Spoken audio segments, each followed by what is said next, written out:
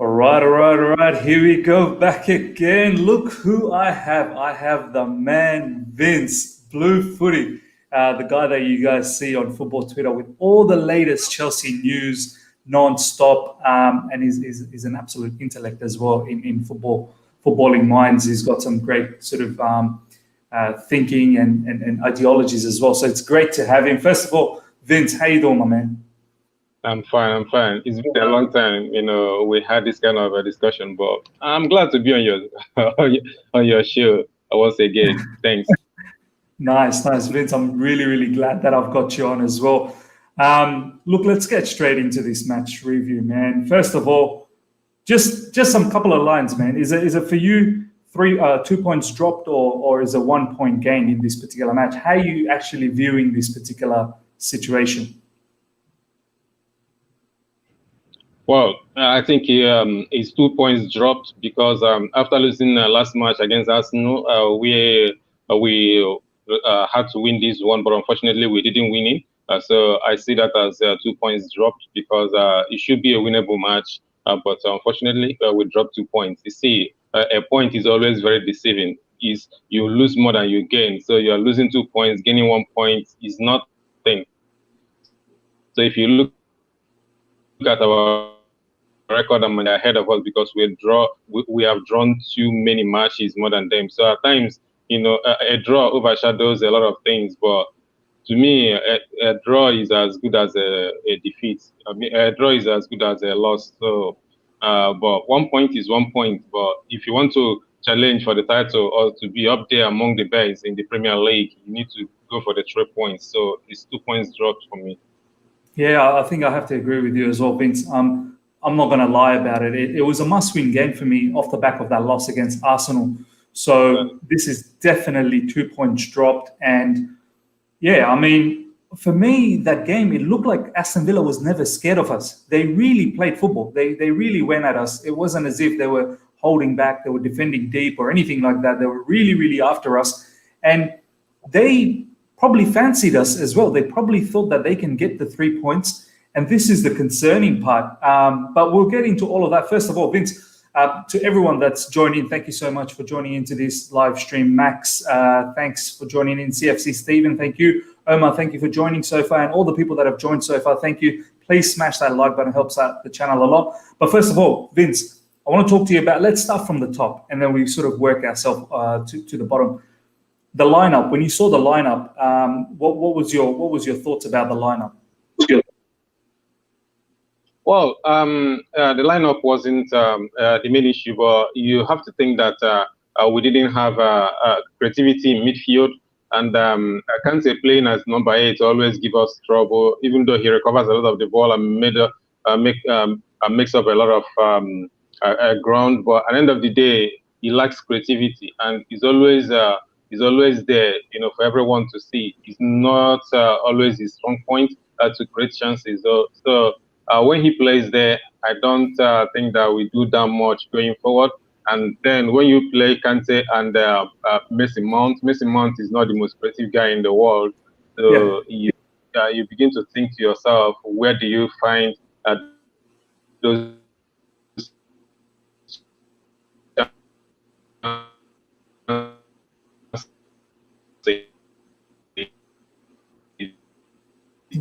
Your video stream is just breaking up, Vince.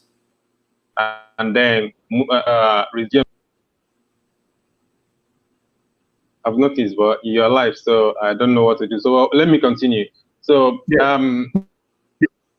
didn't have Reece James, so we had Chilwell who played so well, but unfortunately we had limited opportunities to create chances, and then we had limited players out there that can make chances.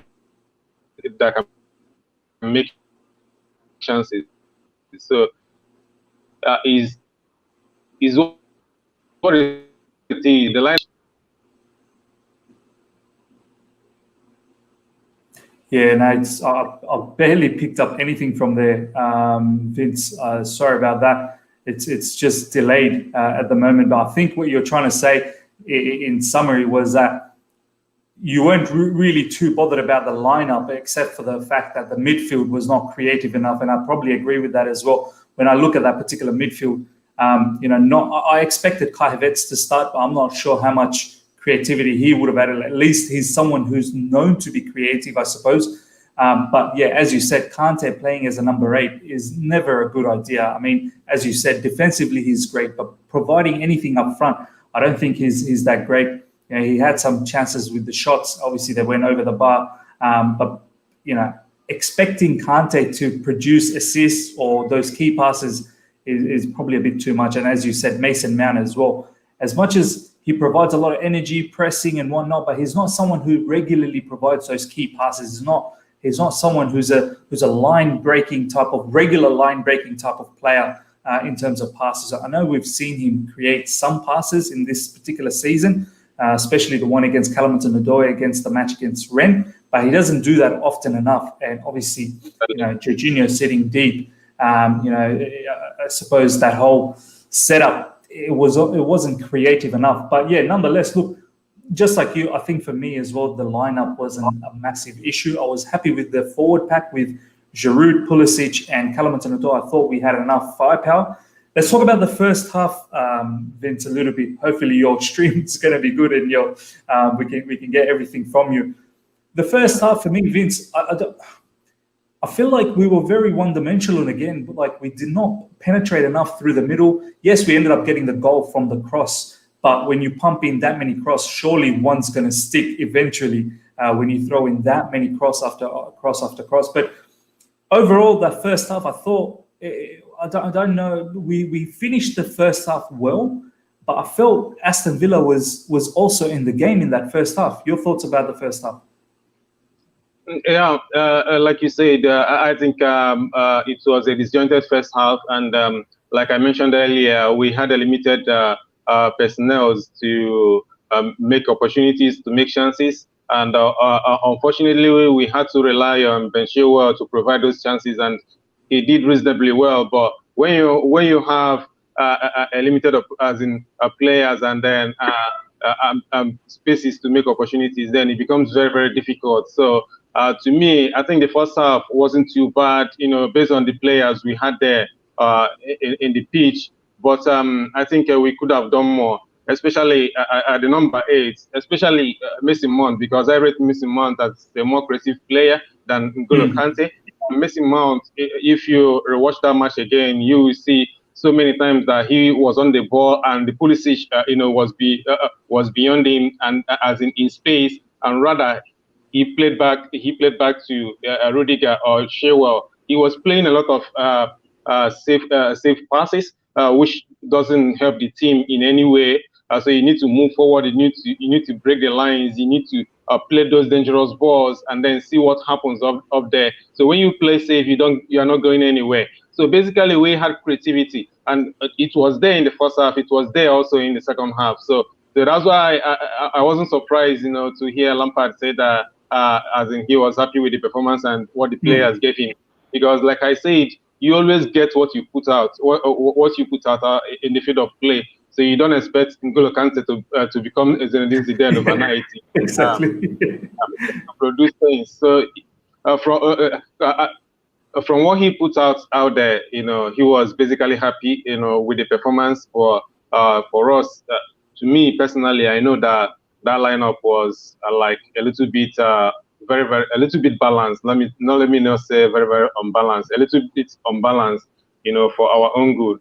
So, but all the same, well, 1 point is 1 point, but I'm not really satisfied, and I'm not really happy, especially the second half. Maybe the first half was a little bit better than the second half. 100% agreed on what you said, Vince, man. I mean, you can only get what you put out. So if you put out that team, that's the kind of performance you're going to get. And I guess that's probably why, as you said, Vince, that post-match, Frank Lampard said that, I was happy. I got the reaction, because that was the capacity of that team. That was what they could produce. And I guess that's what they did. If you don't have any creativity in the midfield, you can't expect creativity. And I think that's something to wonder, ponder about. I guess Did you probably want Kai Havertz to start, Vince? Were you expecting Kai Havertz to start this particular match? No, no, I wasn't expecting Kai Havertz to start. Basically, because I know that he's still struggling with the physicality of the Premier League, so he needs time to adapt. Which is what Lampard is doing now, giving him odd minutes here and there, so which is understandable. But I expected Billy Gilmour to start because Billy Gilmour is already up to speed with what the Premier League requires, and the last match that he played, he did very well in the Champions League. And I don't know. Listen, I'm so disappointed that he didn't start this game. He could have even done better than Jorginho. Even though Jorginho played very well defensively, but Jorginho didn't do much moving the team forward. Picking the passes to pockets. That normally somebody like Gilmour would have done. Jorginho didn't do that, and maybe basically I don't know, because it seems to me that Frank Lampard has changed a little bit of how we move the ball forward from the back. Like last season, we are going through the middle, through Jorginho to the number 8s, to the wings. But this time around, we are going to the fullbacks, to the wings, or to the number 8s, to the wings. Bypassing the deepest midfielder. That's because N'Golo Kante has been playing there. So maybe the entire mechanism of the team has changed. So if you look at Jorginho's statistics last season, I think he was averaging 100 passes per match. In this particular match, he had 100 touches, per match. This particular match, he had 55 touches after 72 minutes before he was substituted. 55 touches only after 72 minutes, and his key, as in his major attribute, is with the ball, not chasing the ball. So basically, he was not existent. He was not contributing that much in the team, but he did well defensively as a number 6. But all the same, somebody like Gilmour, would have done, better, in my opinion, in that particular match. Now, so true, man. Jorginho is the kind of player, as you said, touches the ball a lot, and that helps the build-up, that helps the progression of the ball and moving it forward. But when he doesn't touch it that much, well, then there's not much that you're going to get out of him. And defensively, as you said, he's done well, but that's not really what he's there to do in the team, to do the defensive work. And that's why I think it would have been a good idea to play someone like Billy Gilmour, because he would have looked for those key passes forward, those penetrating passes through the middle. And Billy Gilmour is not that bad in defense either. He would have probably given the same amount as Jorginho gives in defense, probably more. So at least in the passing wise, he would have done better. Let's talk a little bit about the goal. So obviously we've thrown in a lot of crosses. As you said, Vince, we kept on bypassing Kante in the middle and going towards the wide areas because we just can't seem to play it out from the back. But eventually enough, Vince, we pumped in so many crosses that one cross actually hit from Chilwell, which was a very nice cross, and Giroud headed it in. And it was always going to happen. Giroud was always going to score in that manner when you throw in that many crosses. Your thoughts about the goal? Well, it was coming because Chilwell played very well, played very advanced, putting crosses in, quality crosses. He had a very, very good game. And when you have that kind of opportunity and you have somebody like Giroud who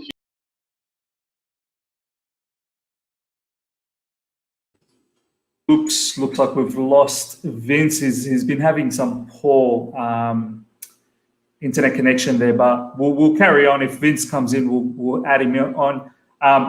Guys, in regards to my thoughts about our goal, look, as I said, if you pump in that many goals if you pump in that many crosses, eventually enough, one will go in for sure. But I just feel like that's such a one-dimensional way of playing all the time.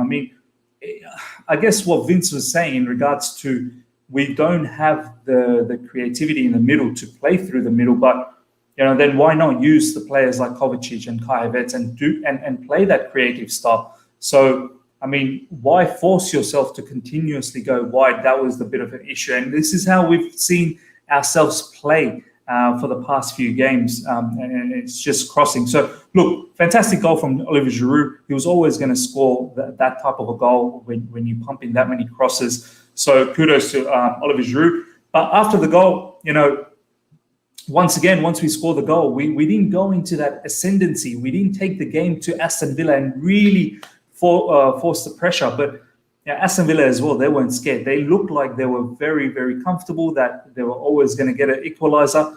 I feel like that first half, we finished it stronger than Aston Villa. We were, coming at them at the end of the first half. Pulisic had some really good drives. Callum Hudson-Odoi as well, worked hard. I know a lot of people will say that Callum Hudson-Odoi probably wasn't, as impactful. But for me, I think he was quite impactful.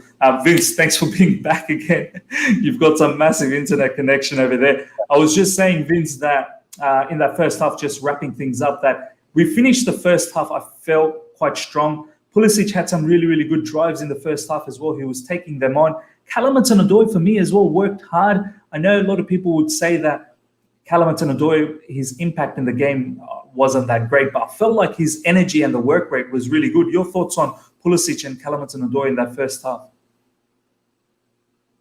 Yeah, you just summed it up. I think they both did very well. Pulisic, trying to exploit the little spaces, the pockets. Hudson-Odoi trying to keep the weight. And unfortunately, we didn't do that much to isolate Hudson-Odoi with a defender, to give him space to attack the last man.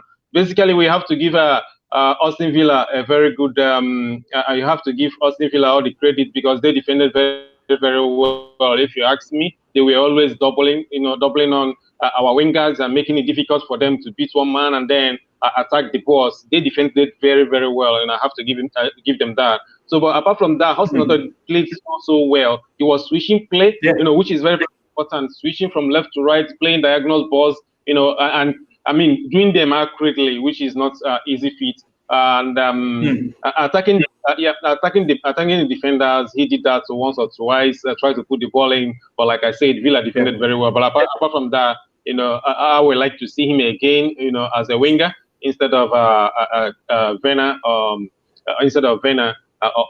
Kai Havertz. I think that he did so well, but you cannot take away how well Aston Villa defended. So you can't just say. Personally, I can't just say that Hudson-Odoi didn't do well because he didn't have enough opportunities to produce the goods. Is just because Aston Villa, made it very difficult for him out there. For the little space and the little time that he had, he made at least 90%, use of what he had. The little time and space that he had in that particular match. So that is, to me, is a very, very high mark, and that's what you expect, from somebody like him trying to be in a position in that particular team. But all the same, we do know that once ZH comes back, that he's not going to play much. Maybe he will start playing as a sub.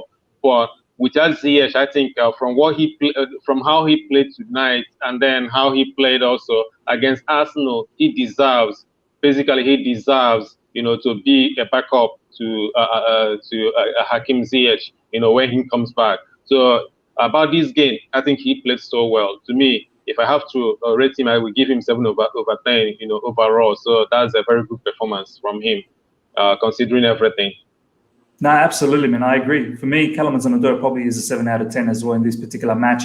And as you said, I would rather continue to see him playing in the wings as opposed to Werner. And I know we're going to talk about the substitutions very soon. But yeah, for me, Callum Hudson-Odoi should be given the chance until Ziyech comes back. Obviously, when Ziyech comes back, we badly need him, and we'll talk about that as well. Now, let's talk about second half, Vince. Second half, I just knew, man, Vince, I don't know about you, I just had a feeling that Aston Villa, with all the power they have up front with Grealish, Watkins, El Ghazi, that they have the firepower to crack us open. And, funnily enough, it was a collision between Grealish and Christensen. Christensen falls over, and then obviously our defensive structure just gets disrupted. And the cross comes in from wide. I can't remember who the cross who crossed it in, but it fell for Anwar El Ghazi, and Anwar El Ghazi pretty much just, I suppose, it was so close range, and he nutmegged Mendy. Yeah. And then it was 1-1, and from there, it looked like Aston Villa was really, really on top of the game until the end of the second half. Your thoughts about the initial parts? I mean, what was your expectation coming from the first half with a 1-0 lead? What did you expect the team to do from the get-go? Listen, I expected them to push more because a team that is lacking in confidence, will always hand over chances to the opponent. So I expected them to continue to push to get the second goal as early as possible to calm the nerves. But unfortunately, it didn't happen. And Aston Villa, listen, they are one of the teams, of the season so far. Based on the resources they have, they are so well, trained and well set up.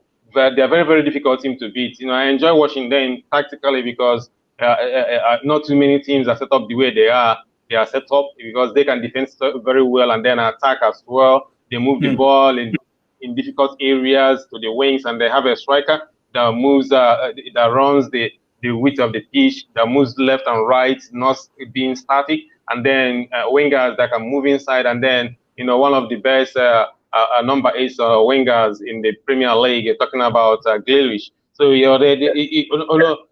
remember they didn't have Tyrone Mings today, and that's another huge player that didn't play, but they didn't even feel it didn't even feel like they were missing one of their best, if not their best defender. So that's how good they are. They are well drilled, very, very well drilled. And when the team is that well drilled, it doesn't matter who comes in, the job will be done because it's all about the team. It's not about any individual. So I enjoy watching Aston Villa play. So I knew that second half was not going to be it's not going to be simple for Chelsea, and it proved that way. And unfortunately for us, we couldn't move, we couldn't do much, to recover the lead. That's because Aston Villa defended very, very well. We pushed them, we put everything in that ball to try to recover the lead. But they defended very well, very calm, very composed, and then everybody knew what he was doing, and it was. Listen, I wanted to tweet it, but I just like, man.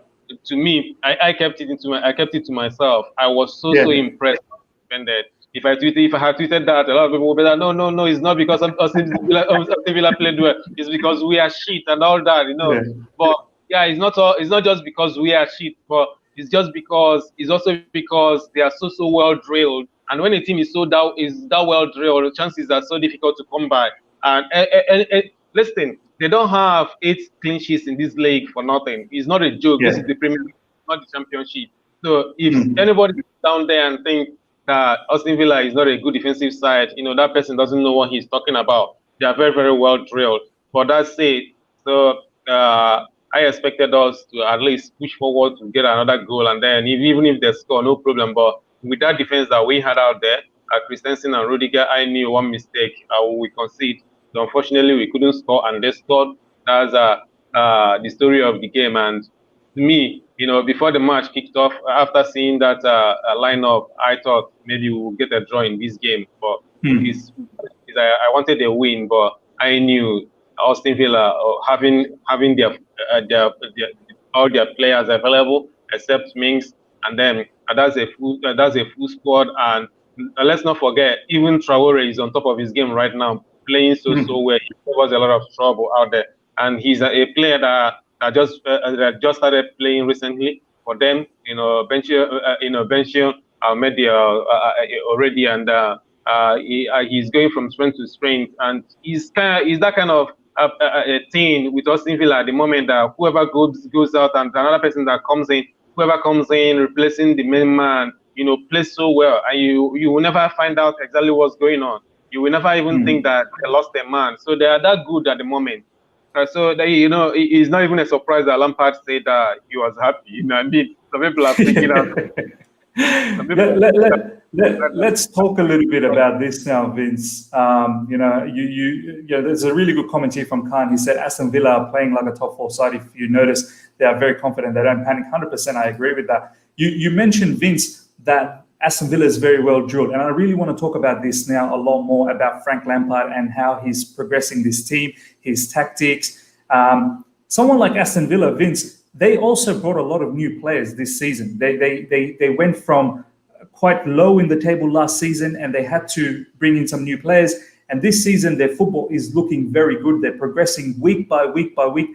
They're, Vince, 2 games in hand ahead of us. So they're same points as us, but they have 2 games in hand against us. So, Vince, your thoughts about our recent form slip, which is not looking good. It seems like when Ziyech wasn't around in the beginning, we weren't playing that great. Then Ziyech came in, we looked very good, we looked sharp. And then now Ziyech is injured, and we've gone back to how we used to be, with no style, with no swagger, with not much creativity.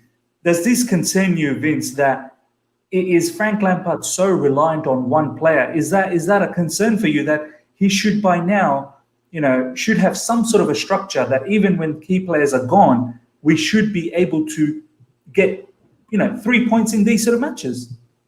Exactly. You just nailed it. Because during the start of the season, we are struggling badly, before Ziyech, recovered from injury and then started playing. And then we started producing the goods, mixing it up, because, what he brings to the team is, he brings so many things that we do not have a player that brings down more. In fact, 50% of what Ziyech brings into the team, I'm talking about, putting ball over the top, talking about playing through quarter, across into the balls, talking about picking the true balls. There were so many attributes to his game. Also, his corner kicks. There are so many things that he brings into the game that we do not have.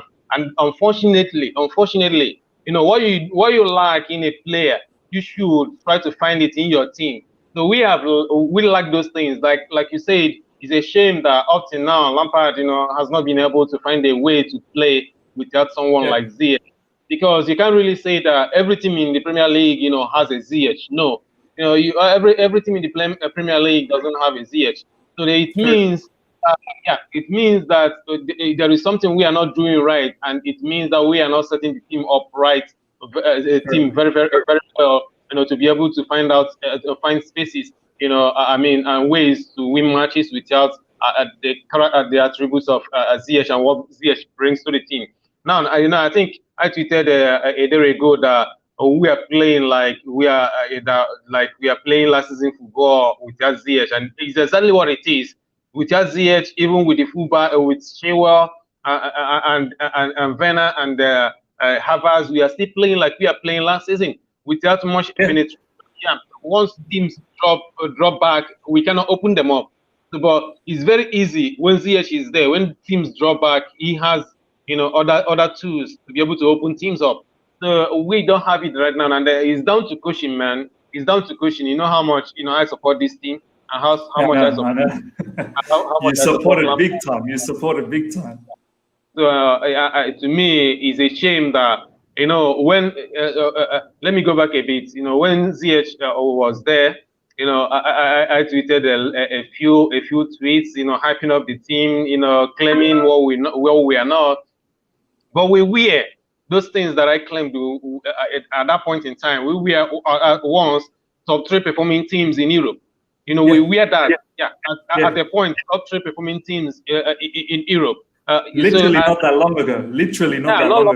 Long ago. But that was all down to Ziyech and what Ziyech brings to the team. That was all down to him. Well, we were scoring 4 goals and 5 goals with ease, and we had a very solid defense, at the back. All of a sudden, he's injured, and the confidence disappears. So you see, is at times you think that one player doesn't bring much to the team, but we at Chelsea, we know that a player can bring much to the team. We have seen it with Hazard before, so we are seeing it with Ziyech at the moment. The problem we have right now is Ziyech, is not fully fit. He had this injury before we signed him, and we signed him with this. All of a sudden, he got injured, and all of a sudden, and when he recovered, he was playing with bandage on the thigh. So he was playing with wrapped up thigh. So which means his thigh was disturbing him, but he was playing with it, managing it, and then he pulled again. So that simply means he has a huge issue, with that thigh. And I think what Chelsea are trying to do now is trying to give him enough time to heal that thigh completely before he comes back, because he can't keep getting injury, on one particular thigh. So he's going to be an issue. So, but to me, listen, I know how much I like Lampard. I know how much I like this team. But he needs to figure out how to play without Ziyech, because he's injury prone at the moment, until proven otherwise. But at the moment, we can't just rely on him. If we do that, we are not going to even get up for this season. So it's time to find another way, ways, not even one way, other ways to win, other ways to create chances. At the moment, I'm not saying it. It's too pedestrian to me personally. I don't like watching it. I don't like watching it because, yeah, a few weeks ago we are better than this 1,000 times. So it's very difficult to accept at the moment. No, absolutely, Vince. To everyone, thank you so much for joining. Please smash that like button. But yeah, Vince, just to continue on, you know, as you said, Ziyech could be injury prone. We don't know whether next time he comes back that he doesn't get injured, or he's 100% guaranteed that he's going to stay for the rest of the season. And as you said, Vince, Frank Lampard has to find a way. You look at someone like Aston Villa or even Arsenal the week before that. I mean, just a few days before that. Aston Villa has Grealish, El Ghazi. They've got Watkins. They even have their midfielder McGinn, who can take the long-range shots, who was very close to scoring that, hit the post. We seem to be, I don't know where the goals are coming from. Right now, the only goals are coming from is from the crosses and with Olivier Giroud. With Timo Werner really out of form, Kai Havertz out of form, our midfielders not, as you said, scoring enough from midfield. It really makes it difficult. And this once again, Vince, what I want to ask you is, do you feel Frank down the track? I mean, if we are going to be patient with Frank, do you think he has the tactical smartness to create a system where goals can come from everywhere, where we can win the big games consistently and where we can challenge for titles in the future consistently? Do you think Frank has that capability? Well, it goes two ways. It goes two ways. One, if you give him time, he can buy players, that can be as productive as Ziyech. If you give him that automatically with that much coaching, then the other way is, it can take a lot of time, maybe 5 years to mature this player. Yes, for them to become elite and then do other things that they are not currently doing. So that takes a lot of time. But to answer your question, really, I don't know really, because this is his second year at Chelsea, and we are seeing limitations we saw last season. And I remember last season he was saying that he didn't have the transfer window to bring in players that can play to that can deliver his type of football. So now he bought Havertz. Unfortunately, Havertz, is yet to hit the ground running, but Ziyech is doing it, getting injured. So it can come with the players. If you give him time, he can swap those players that are not his type and bring in players that are his type. And all of a sudden, every time, even if he changes a player, you will still producing the goods. But that comes with little coaching, more of players' characteristics suiting the coach's way of play. But a good coach will always find a way to make use of the players he has, to find a system that will players that he has, to find a way to make the players he has productive, not looking for a particular player that will bring out those things. So if you do that, then you are going to cost your club a lot of money to buy you all the players that will do that. Exactly. So it comes more. Good coaches tell us their team to suit their player to suit their style, or maybe to suit the characteristics of the players. Especially somebody like maybe the Contes or the Marinhos or whatever. But people don't like the way they play. But at the end of the day, whichever team you put before them, they will find a way to make them productive. That's what. And the other thing, Vince, is that Roman just can't be spending money after money after money. He's spent 250 million Great British pounds to bring in Werner, Kai Havertz, Thiago Silva. I mean, Thiago Silva was free, but Ben Chilwell and so many others. Ziyech. I mean, surely, Vince, he cannot keep pumping money and just give Frank Lampard anything and everything that he wants. As you said, he needs to find a solution within the team. And it's not like our squad is bad, Vince. I think our squad is really, really good. Yeah, the squad is good. You can't just say that out of every player that we have, that we are lacking Ziyech and everything is falling apart. Is as a manager, is a disgrace. If you're a manager and you are being told something like that. It's a disgrace, but at the end of the day, it is what it is. And at the moment, we are still looking for solutions.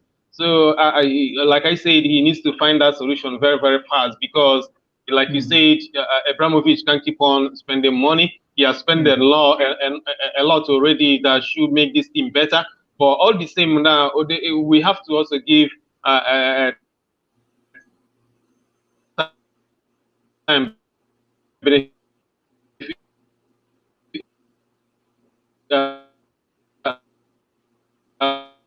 I mean, Lampard benefit of that because Bundesliga and to the situation Premier League and then settle down because they are two different leagues physically and then intensity-wise. So all the same, I think basically what we have to give Lampard throughout this season, whatever comes out of it, we see whatever comes out of it and see if he's making progress or not. But if it continues this way till the end of the season, even if I am Abramovich now, we think twice, definitely.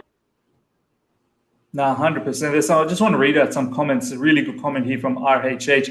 It's a shame when our manager says still working on stands and we are in Champions League. True. I mean, I know, look, my perspective is that this season was going to be a working season. Obviously, it was going to be a season where we work and we progress. But at the same time, we're getting close to halfway in the season. We shouldn't just be coming up with excuses that, we are still working on some things, we are still working on this and that. No, a lot of the work should be, we should be able to see. And right now, all we are really seeing, the only work that we're really seeing is when Ziyech is on, then we're playing really nice football. When he's not there, we are playing very, very one-dimensional and it's crossing. And I don't think that's work. And I don't think that's the kind of work that you can back for too long. Now, I suppose there was another question that I want to ask just before we go into a few other topics in regards to player analysis and whatnot. And I want to ask this right away to Vince. Vince, there was a question here from Ibrahim who said, what's the stance at the moment for us? Are we Frank Lampard in? Are we Frank Lampard out? For me personally, look, I've always been a manager in. I've never been a manager out. So for me, it's not an issue about I want this manager gone. But what I want to see from Frank Lampard is I want to see some tactical development. That's the thing that I don't see with Frank Lampard, and that's the issue for me.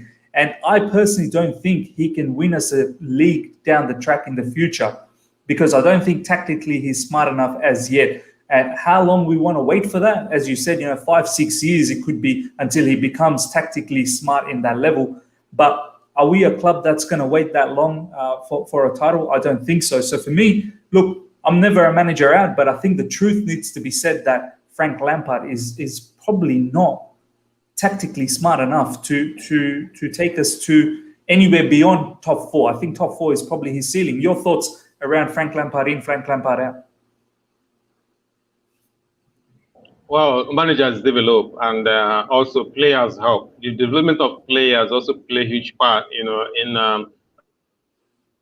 success of every manager. So if our players all of a sudden turn up and start producing 120% of their previous, output, then things can change. So, but now, what we have now, what we are producing now, I really do not think that Lampard has what it takes at the moment. But I have to give him benefit of doubt as well, because I can't just say personally that he has done all that bad. But I think that there are other aspects of our game that he has improved very well from last season. From defending counter-attacks to defending corner kicks to attacking corner kicks, scoring goals from corner kicks, setting up good corner kicks, traps, and all that, and then closing down our lines a little bit. Now we don't have that much spaces between the lines, and which are all tactical development, and then improvement from what we had last season. But then again, the major thing is the attack. That is what we are suffering for at the moment. I can't say that we are defending badly, but we are not scoring goals. All of a sudden, we have stopped scoring goals. And that comes from the creativity of people like Hakim Ziyech. So now what he has to find out is how he's going to organize the attack I mean, the sequencing of our play. I mean, the players that can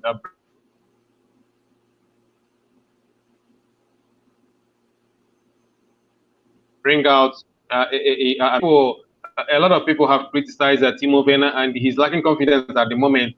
But 2 weeks ago and last week, after Ziyech got injured, and I was saying when I was still making those runs that Ziyech was speaking out, but nobody was speaking it, or nobody was speaking it. So it means that the players don't play to his strengths, and then he suffers for it. So then when he gets those odd chances and miss them, it all pile up as chances missed, and then those contribute to lack of confidence in the player. But it is also part of what I'm trying to say, that if players turn up and start playing well, that means Lampard improves. Then Lampard will improve. But if they don't, it will be difficult for him, because at the end of the day, they are the actors. The players are the actors. He needs to find out a way to get the best out of the attacking players immediately, as soon as possible, especially Kai Havertz. Because if Kai Havertz is on top of his game right now, we wouldn't be feeling the absence of Hakim Ziyech. But Havertz is not doing it.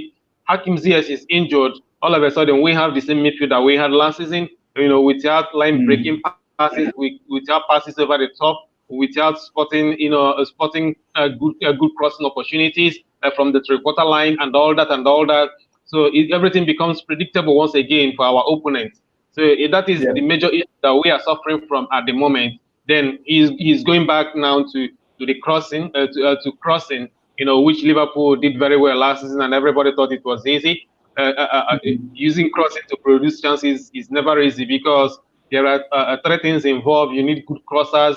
You need, a good attacking cross, good players attacking spaces in the crosses, and you need, accurate crosses as well. So you need these three things to make it work. So if you can have crossers, and then that can produce high quality crosses that will find your players in the box, and then the possibility of scoring goals are very, very high. But at the moment, we don't have that. So when Chilwell and Reece James are on top of their games, they do that, and we have scored a few goals, from the wings, from their crosses. So at the moment, we don't really have that much, possibilities of making chances without Ziyech, and with Reece James also struggling from injury, and then all of a sudden everything shifts to Chilwell, who is doing his best but not good enough, because he's a left back and he cannot be our chief assist maker. So he gave us one goal today, courtesy of his cross. But that's what I'm trying to say. We are lacking ways to produce chances, and he's telling on the team. He's telling on the team. So the players need to stand up and start doing the goods. The manager also needs to stand up, and look for other solutions to get this team going without the key players that are missing at the moment. No, 100% agree with you, Vince. Look, we are lacking some serious creativity at the moment, and as you said, Chilwell is our only playmaker at the moment, and we can't rely on Chilwell to just keep producing assist after assist after assist, and also Reece James to do that. I know a lot of people are going to say Liverpool do that, but no, Liverpool, they do it with so much precision. We're not up to that level as yet. Let's talk about let's do something different here. I know all the time I do player analysis. Let's actually do player ratings. Let's go from the back. Mendy, what are you going to rate out of 10? Mendy. For tonight's game, 6/10. I mean, he actually produced some good saves. Yeah, he produced some good saves, but he was a little bit shaky. But all the same, he almost he almost let himself being closed down by Aston Villa player, which would have been devastating. But all the same, maybe 6/10, because to be frank, he didn't have a lot to do today anyway. Yeah. True. Azpilicueta, rating out of 10. 7. Yeah, I would give him a 7 as well. Yeah, I would give him a 7. Andres Christensen. 6/10. I have to blame him for that goal. Yeah, I have to blame him for that goal. Yeah. Listen, man. listen, you are a defender. This is Premier League. You need to tough up. There are rules. If you're on the ground and a referee says play on, if goal is scored, they are not going to review it. You get up. Yeah, they're not going to review it. So it's not like if the goal is scored, they will review it and find out what happened, and maybe you give you a free kick. It's not going to be done. So at least you know that something is going. Especially when the other player who was involved, got up. And to me, looking at that foul, it was nothing. It was really nothing. Yeah, it was really nothing. It was a really nothing foul.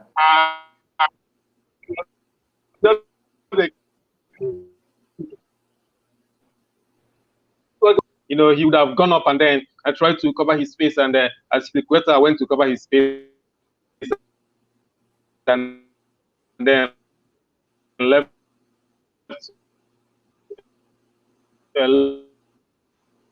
his own space open, and then Ghazi had a free tapping. So to me, I'll give over 10.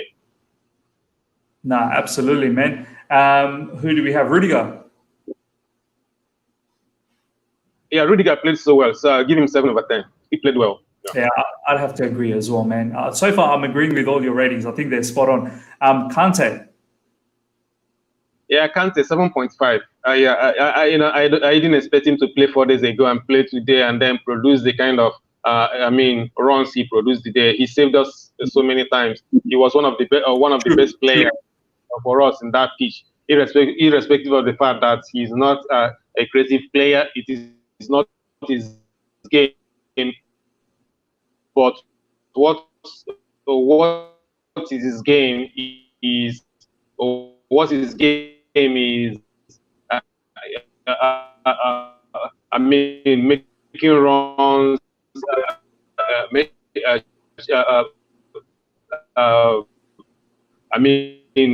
attracting runners, blocking space, recovering balls, and he did those things spot on today. I think I'm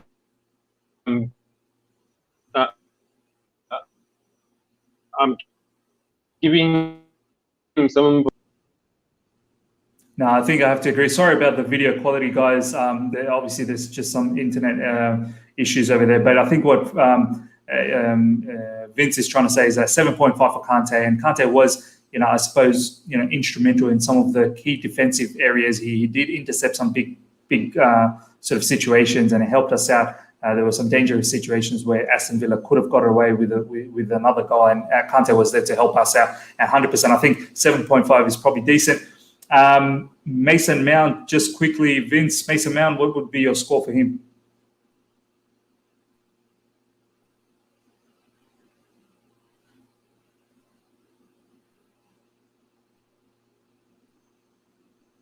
Yeah, I think we might have lost Vince. Vince, you there?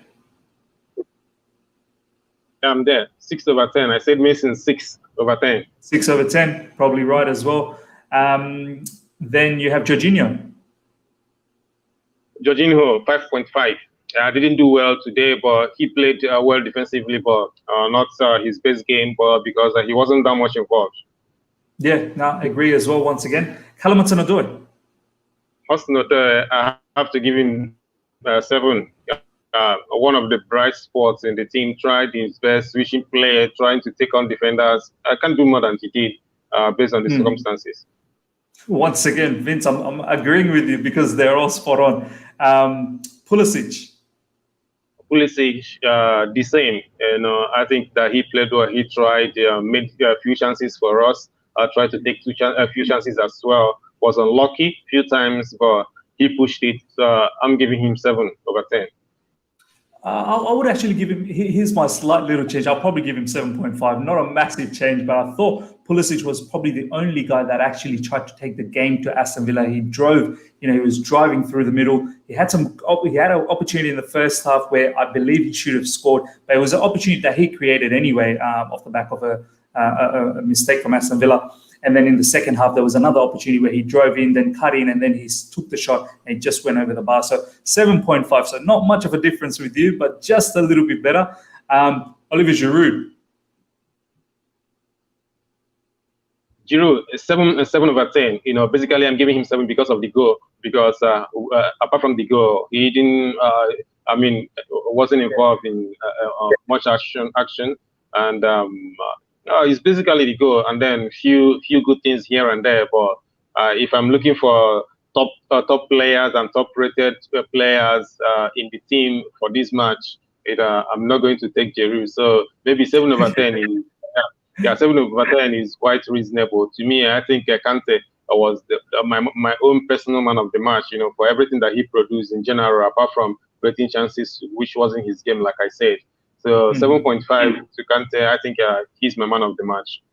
No, for sure, man. I have to agree with Giroud as well. Probably just 7 out of 10. Besides the goal, there's really not much that he could do. One player we missed out, Chilwell. What's your score on Chilwell?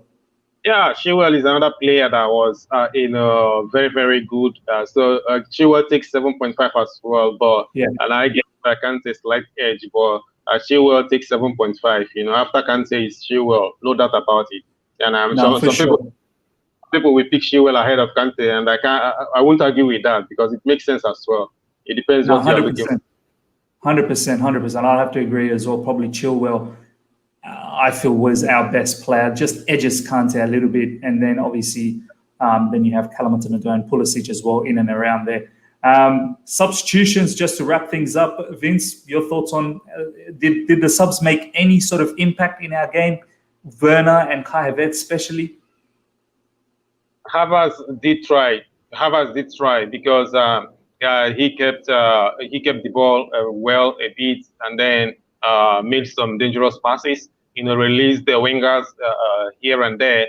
So he tried. At least he made a little bit impact, but Werner didn't make that much impact. And I was so surprised that Lampard pulled Giroud for Werner. He would have pulled Giroud for Tammy Abraham because we are chasing a goal. We want to score. We needed to score. We wanted to score. To make it 2-1. And at that point, you probably know that balls will come from the wings. There will be crosses. In the last minutes of the game, and you need people out there who can put it in, with their head. And all of a sudden, he